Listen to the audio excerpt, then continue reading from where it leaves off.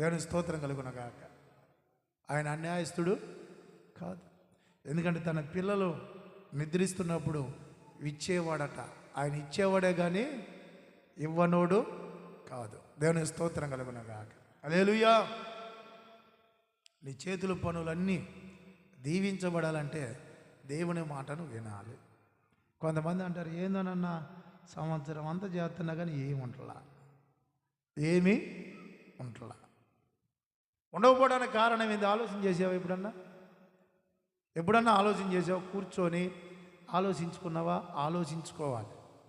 కూర్చొని లెక్కేసుకోవాలి. అసలు నేను దీవించబడకపోవడానికి కారణం ఏంటి?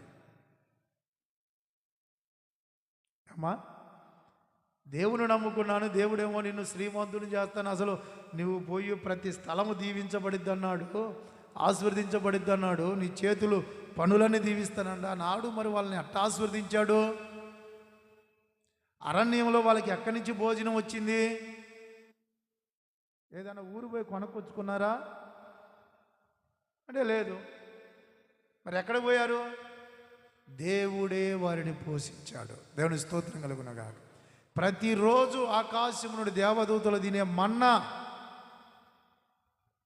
మన్నాను భుజించారు వాళ్ళు.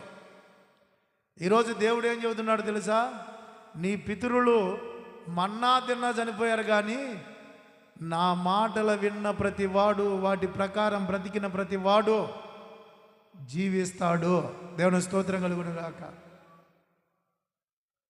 నిజముగా నా శరీరము తినేవాడు నిత్య జీవము గలవాడు. ఎందుకంటే అతడు మరణములో